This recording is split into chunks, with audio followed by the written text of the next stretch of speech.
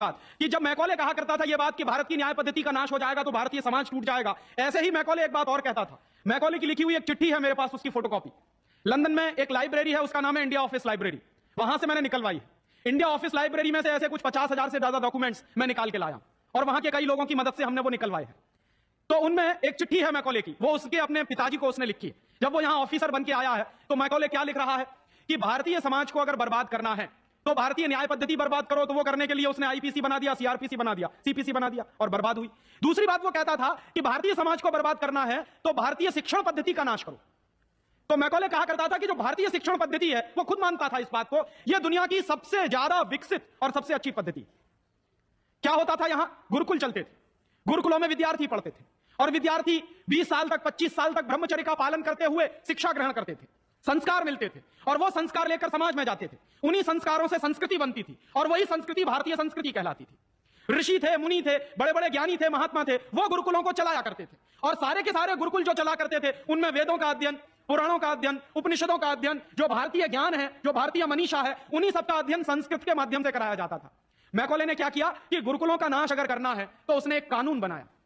क्या कानून बनाया? संस्कृत में जितने विद्यालय इस देश में चलते थे, हिंदुस्तान में अंग्रेजों के जमाने में, उन सबको उसने इल्लीगल घोषित किया, गैर कानूनी। और उसने प्रतिबंध लगा दिया कि संस्कृत भाषा के माध्यम से कोई भी गुरुकुल चलेगा उसको अंग्रेजी सरकार मान्यता नहीं देगी। तो मान्यता किसको देगी?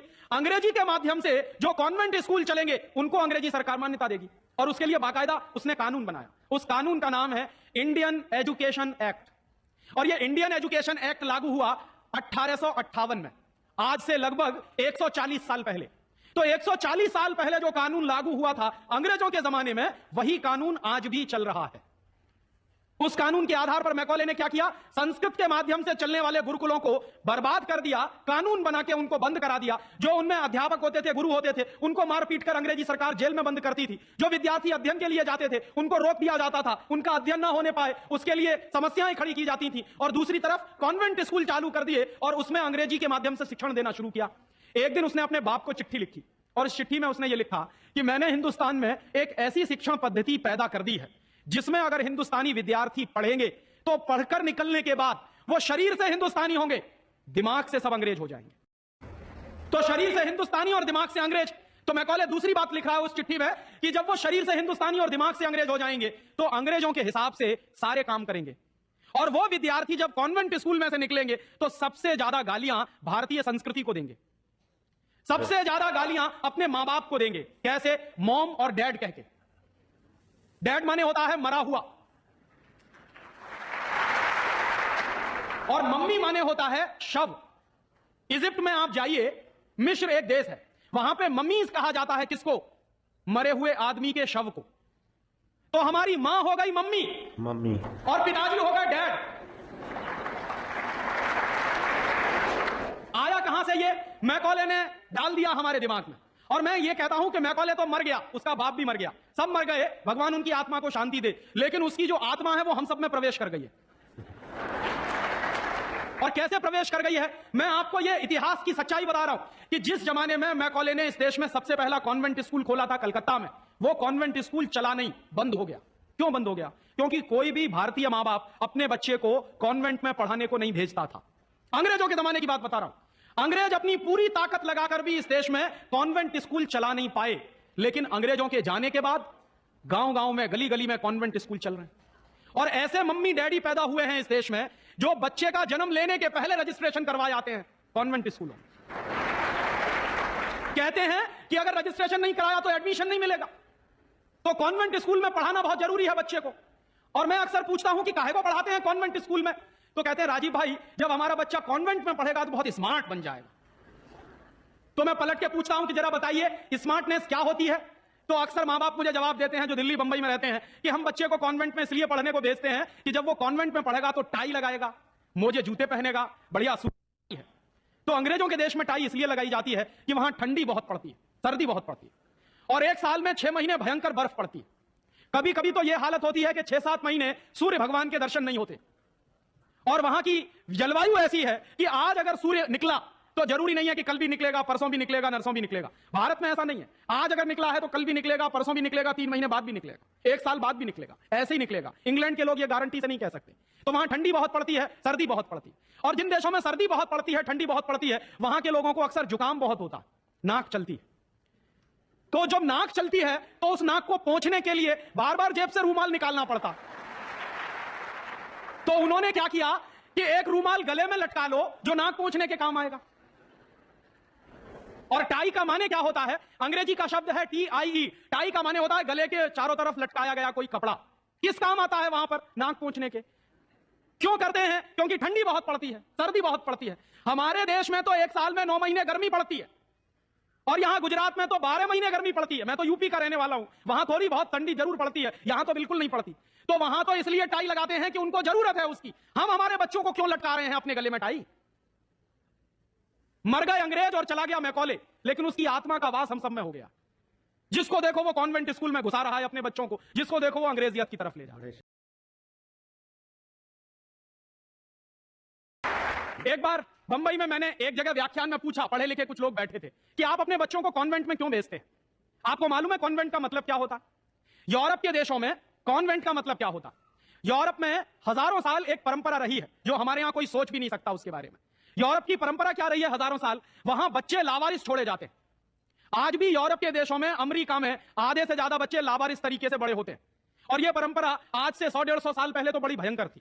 तो यूरोप में क्या होता था कि बच्चा पैदा हुआ, छोड़ दिया चर्च के सामने, छोड़ दिया अनाथ आश्रम में, छोड़ दिया किसी और संस्था में, वहां बड़ा होगा। तो जो लावारिस बच्चे वहां पैदा होते हैं, उन लावारिस बच्चों की पढ़ाई लिखाई, उनकी व्यवस्था करने का काम जिस जगह पर किया जाता है उसको कहते हैं कॉन्वेंट। हाँ बड़ो, तुम्हारे कॉन्वेंट में जा रहे हैं। कॉन्वेंट का माने होता है लावारिस बच्चों के पढ़ने लिखने का स्थान। माने जिन बच्चों के मां नहीं है, जिनके बाप नहीं है, जिनके दादा दादी नहीं है, जिनका कोई कुटुंबीजन नहीं है, उन बच्चों को पढ़ाने के लिए जो स्कूल चलाए गए यूरोप में, उनको कॉन्वेंट स्कूल कहते हैं। तो हम हमारे बच्चों को कॉन्वेंट में क्यों भेज रहे हैं? यहां तो मां भी है और बाप भी है, लेकिन हम इतने बेवकूफ हो गए हैं कि मां बाप के रहते हुए बच्चे को लावारिस बनाने के लिए कॉन्वेंट में भेज रहे हैं। और वहां जाके बच्चे पढ़ते हैं तो क्या पढ़ते हैं?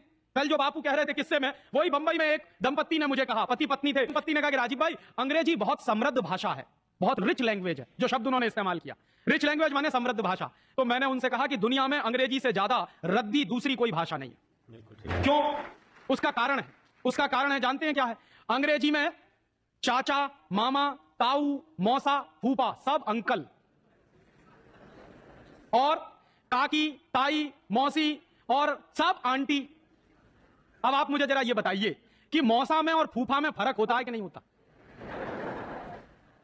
क्या आप फूफा को मामा बना सकते हैं? या ये बताइए कि मौसी में और काकी में फर्क होता है कि नहीं होता? क्या मौसी काकी हो सकती है? दुनिया की जिस भाषा में रिश्तों को कहने के शब्द ना हो, वो सबसे रद्दी भाषा। हमारे यहां हिंदुस्तान में जितनी भाषाएं चलती हैं, हर भाषा में परिवार के रिश्तों को कहने के लिए विशेष शब्द हैं। वहां नहीं है। वहां क्या है? सब इन लॉज हैं, चाहे वो लड़की वाले हों चाहे लड़के वाले हों। पता ही नहीं चलता कि लड़के वाले इन लॉज हैं कि लड़की वाले इन लॉज। या तो सब अंकल हैं या तो सब आंटी हैं। क्यों है ऐसा? क्योंकि अंग्रेजी भाषा में रिश्तों को कहने के लिए शब्द नहीं है। कारण क्या है? अंग्रेजी भाषा में शब्दों की बहुत कमी है। और अंग्रेजी भाषा में शब्दों की कितनी कमी है? अगर मूल रूप से देखा जाए तो अंग्रेजी भाषा में मात्र 2600 शब्द हैं कुल मिला के। और दुनिया की तमाम भाषाओं से जो उधार लिया है अंग्रेजों ने, फ्रेंच भाषा में से लिए हैं, जर्मन में से लिए हैं, इटालियन में से लिए हैं, लैटिन में से लिए हैं, तो तमाम भाषाओं से जो उधार लिए हुए शब्द हैं वो मिला दिए जाएं तो कुल मिला के बैठते हैं 12,000। अंग्रेजी के मूल शब्द हैं 2600 और बाकी के शब्दों को मिला दें तो कुल बैठते हैं 12,000। अब आप हिसाब लगाइए, अंग्रेजी में कुल मिला के 12,000 शब्द हैं। गुजराती में आपको मालूम है कितने शब्द हैं? गुजराती भाषा में 40,000 से ज्यादा शब्द हैं। अब आप मुझे यह बताइए कि अंग्रेजी बड़ी हुई कि गुजराती? तो काहे को नहीं पढ़ाते अपने बच्चों को गुजराती में? और एक दूसरा उदाहरण दूं कि अंग्रेजी में कुल मिला के 12,000 शब्द हैं और मराठी भाषा है हमारे देश की, उसमें इस समय 48,000 शब्द हैं। अंग्रेजी से 4 गुनी बड़ी है मराठी। और हिंदी का हिसाब लगाऊं तो अंग्रेजी में इस समय 12,000 शब्द हैं, हिंदी में इस समय करीब 72,000 शब्द हैं। और हिंदी से एक कदम आगे चलिए, संस्कृत। तो अंग्रेजी में कुल मिला के 12,000 शब्द हैं, संस्कृत में कुल मिला के 1.5 लाख शब्द हैं। और संस्कृत से एक सीढ़ी और ऊपर चढ़िए, प्राकृत, जिसको हम सब भूल गए। प्राकृत को अगर ध्यान में रखें तो प्राकृत में 2.5 से 3 लाख शब्द हैं। दुनिया की सबसे बड़ी भाषा हमारे पास है, लेकिन हम बेवकूफों को मालूम नहीं है कि हमारे पास क्या है। हम पढ़े लिखे इडियट हैं, अंग्रेजी में कहें तो। भाग रहे हैं एक ऐसी भाषा के पीछे जिसमें मात्र 12,000 शब्द हैं, और अपनी भाषाएं छोड़ते चले जा रहे हैं। और यह जो भाषा की गुलामी होती है, यह बहुत खतरनाक होती है। जो आदमी अपनी भाषा बदल सकता है, वो किसी दिन अपनी मां भी बदल सकता है। और यह मैं बहुत गंभीर बात कह रहा हूं। वो तो जो भाषा पढ़ रहे हैं उसके संस्कार ले रहे हैं। तो अंग्रेजी पढ़ रहे हैं तो अंग्रेजी के संस्कार ले रहे हैं, और अंग्रेजी के संस्कार तो अंग्रेजियत के संस्कार है, और अंग्रेजियत के संस्कार में तो मां और बाप की इज्जत करने की बात उनको कभी सिखाई नहीं गई है। वो तो आपको भी 2 कौड़ी का मान के फेंक देने वाले। और दुर्भाग्य से यही होता है। कॉन्वेंट स्कूल से निकले हुए बच्चे जितनी गाली अपनी मातृभाषा को देते हैं, अपनी संस्कृति को देते हैं, अपने परिवार को देते हैं, उतनी शायद कोई नहीं देता। तो मैकॉले जो कहा करता था, वो बात आज हमको दिखाई देती है कि कॉन्वेंट में पढ़कर निकलेंगे बच्चे तो ये शरीर से हिंदुस्तानी होंगे, दिमाग से अंग्रेज होंगे। और इसी के संबंध में एक आखिरी बात उसने और कही थी कि ये जो भाषा की गुलामी होती है, ये आदमी के स्वतंत्र चिंतन को रोक देती है। अगर आपको मौलिक चिंतन करना है, अगर आपको स्वस्थ चिंतन करना है, और ऐसा चिंतन करना है जिसमें से कुछ नई रचना हो, तो वो आप अपनी मातृभाषा में ही कर सकते हैं। दुनिया में मातृभाषा में पढ़कर बड़े बड़े वैज्ञानिक पैदा हुए हैं। हम लोग, अक्सर मैं लोगों को कहता हूं कि जो लोग कॉन्वेंट के पीछे पागल हैं, उनको मैं अभी ताजा ताजा उदाहरण देता हूं। हिंदुस्तान में एक वैज्ञानिक है, उसका नाम है डॉक्टर एपीजे कलाम। डॉक्टर एपीजे कलाम को इस साल भारत रत्न मिला है। और डॉक्टर एपीजे कलाम हिंदुस्तान के जिंदा रहने वाले वैज्ञानिकों में इस समय सबसे ऊपर के व्यक्ति हैं। आपको मालूम है, डॉक्टर कलाम की पूरी शिक्षा तमिल में हुई है, अंग्रेजी उन्होंने पढ़ी नहीं है। बहुत वर्षों के बाद उन्होंने थोड़ी अंग्रेजी पढ़ी है काम चलाने के लिए। बचपन से उनकी पूरी शिक्षा उनकी मातृभाषा में हुई है। वो तमिल अच्छी जानते हैं, मलयालम अच्छी जानते हैं, और हिंदुस्तान में आज वो सबसे ऊंची श्रेणी के वैज्ञानिक हैं जिनको भारत रत्न मिला। दुनिया के ऐसे तमाम वैज्ञानिकों के मैं उदाहरण दे सकता हूं। तो हम लोग जो अपने मन में गलतफहमी पाल कर बैठे हैं कि हमारे बच्चे अगर अंग्रेजी में नहीं पढ़ेंगे तो उनका विकास नहीं होगा, मैं आपको इसके उल्टी बात कह रहा हूं कि अगर आपके बच्चे अंग्रेजी में पढ़े तब उनका विकास नहीं होने वाला, वो गधे बन जाएंगे, विनाश होगा। हम लोग क्या कर रहे हैं, अपने बच्चों को कॉन्वेंट में भेज भेज कर गधा बना रहे हैं। गधा जानते हैं क्या होता? गधे के ऊपर बोझा लादते चले जाइए, लादते चले जाइए, लादते चले जाइए, बेचारा चुपचाप चलता चला जाता है, चलता चला जाता है। आजकल बच्चों के कंधे पर जो बस्ते हमने लाद दिए हैं, जरा उनका वजन तो कर लीजिए। जो बच्चे का वजन है उससे ज्यादा बस्ते का वजन है। अभी से आप अपने बच्चे को स्पॉन्डिलाइटिस का मरीज बना रहे हैं।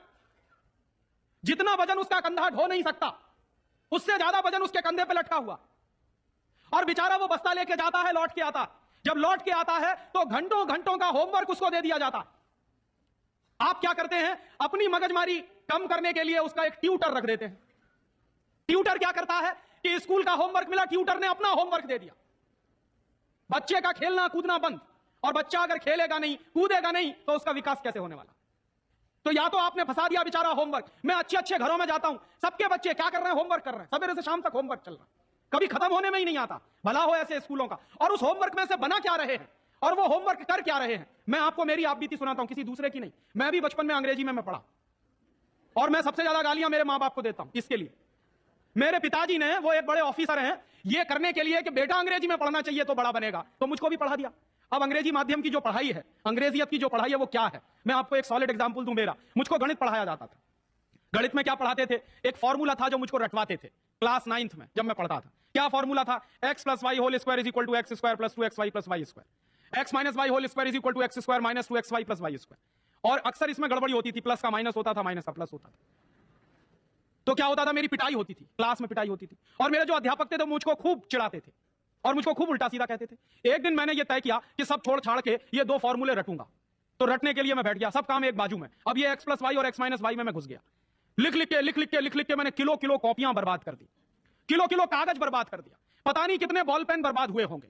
और 3-4 महीने की उस भयंकर मेहनत के बाद मुझको कुछ फॉर्मूले याद हो गए। अब वो फॉर्मूले मैं सीख के आया। दुर्भाग्य से मैं बताऊं कि 3-4 महीने के सैकड़ों घंटे बर्बाद करके, अपना खून सुखा के, मार खा के, बेइज्जती बर्दाश्त करके मैंने जो फॉर्मूले पढ़े, वो मेरे जीवन में आज तक कभी काम में नहीं आए।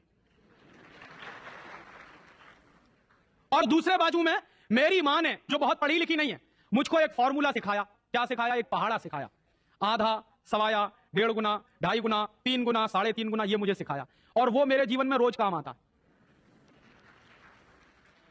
लेकिन कहा क्या जाता है कि मेरी मां तो पढ़ी लिखी नहीं है, पीएचडी नहीं किया उसने।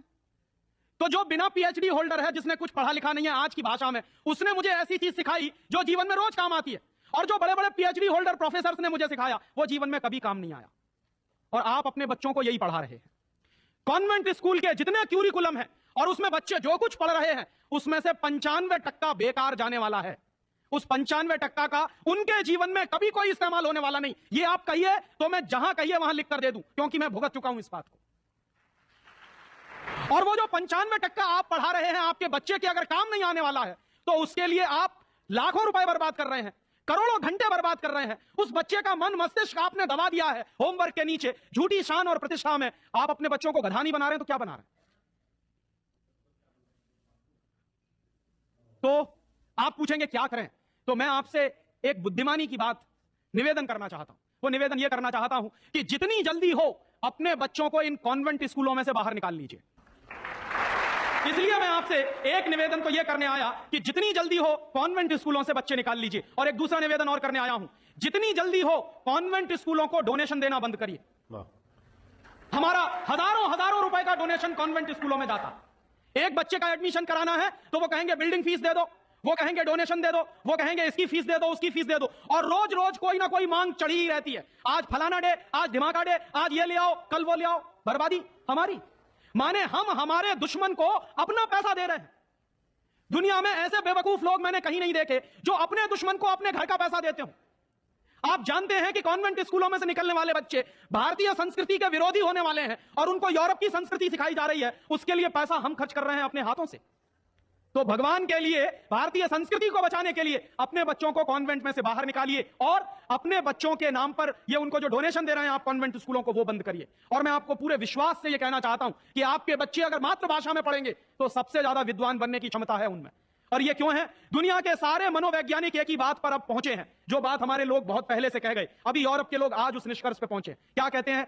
बच्चा अगर मातृभाषा में पढ़ता है तो उसको जो सुविधाएं मिलती हैं, जो फायदा होता है, वो दूसरी भाषा में नहीं मिलती। जैसे उदाहरण के लिए मैं आपको बताऊं और आप इसको प्रयोग के रूप में करिए। आपकी मातृभाषा अगर गुजराती है और आप अपने बच्चे को गुजराती में पढ़ाइए तो कोई सवाल आप उसको दीजिए गुजराती में याद करने के लिए, जितनी जल्दी वो याद कर लेगा उस सवाल को, अगर वही सवाल आप अंग्रेजी में दीजिए उसको तो कम से कम 6 गुना समय लगेगा उसको। अगर वो 1 घंटे में गुजराती में कोई चीज याद करेगा तो 6 घंटे लगेंगे उसको अंग्रेजी में याद करने के लिए। और अंग्रेजी में भी उसको याद नहीं होगा, वो रटेगा पोपट की तरह से। जैसे पोपट होता है ना, रट लेता, वैसे ही रटेगा। और रटने के बाद क्या करेगा? इम्तिहान में लिख कर आएगा। इम्तिहान में लिख कर आया, उसके 2 दिन बाद पूछिए कि तुमने परसों क्या लिखा है, उसको कुछ याद नहीं। ऐसे ज्ञान का करेगा क्या वो? जो ज्ञान उसको 2 दिन भी याद ना रहे, जो जानकारी उसको 2 दिन भी याद नहीं रहने वाली, उस जानकारी का वो अपने जीवन में करने वाला क्या है? और एक इसी के साथ एक आखिरी निवेदन कि अंग्रेजों ने जिस तरह से बर्बाद किया है भारतीय समाज को, कम से कम अब अगर हमको ये चेतना आती है तो इसको हम बचाएं। मुझे लगता है कि सबसे बड़ा काम और सबसे पहला काम कॉन्वेंट स्कूलों के बंद कराने का, और वो हम सब मिलकर ही कर सकते हैं, अकेला कोई नहीं करेगा। अगर हम सब कॉन्वेंट स्कूलों का बहिष्कार करने का संकल्प ले लें तो फिर से नए गुरुकुल खड़े हो सकते हैं। जो दान आप कॉन्वेंट स्कूलों को देते हैं वो दान अगर गुरुकुलों को मिलना शुरू हो जाए तो गुरुकुल चलने भी शुरू हो जाएंगे, उनको प्रतिष्ठा भी मिल जाएगी, उनको सम्मान भी मिल जाएगा। अगर हमारी गलती से बर्बादी आई है तो वो गलती आज हम सुधार लें। और ऐसे ही एक दूसरी आखिरी बात कि अंग्रेजियत हमारे मन में बहुत गहरे घुस गई है और ये अंग्रेजियत जो होती है बहुत खराब होती है। कई बार मैं कहता हूं कि अंग्रेजी भाषा से ज्यादा खतरनाक है अंग्रेजियत। महात्मा गांधी अक्सर ये कहा करते थे कि अंग्रेज चाहे तो रहें लेकिन अंग्रेजियत जानी चाहिए। ये अंग्रेजियत क्या है? हमारे सबके घरों में, सबके मन में एक तरह का लालच बैठ गया है। हर एक आदमी को इस देश में इंपोर्टेड माल चाहिए, विदेशी कंपनी का माल। और ये जो इंपोर्टेड माल की गुलामी होती है, इसी गुलामी ने हमारे देश को बर्बाद किया है। अंग्रेजों के जमाने में इस देश में अंग्रेजों का माल बिकता था इसलिए कि अंग्रेजों की गुलामी चलती थी, इसलिए क्योंकि अंग्रेजों की कंपनियां यहां चलती थी। दुर्भाग्य से आज वही फिर हो गया है। गांव-गांव में परदेशी कंपनियां घुस गई हैं, परदेशी कंपनियों का माल घुस गया है। हम सबके घरों में परदेशी कंपनियों का माल आता है।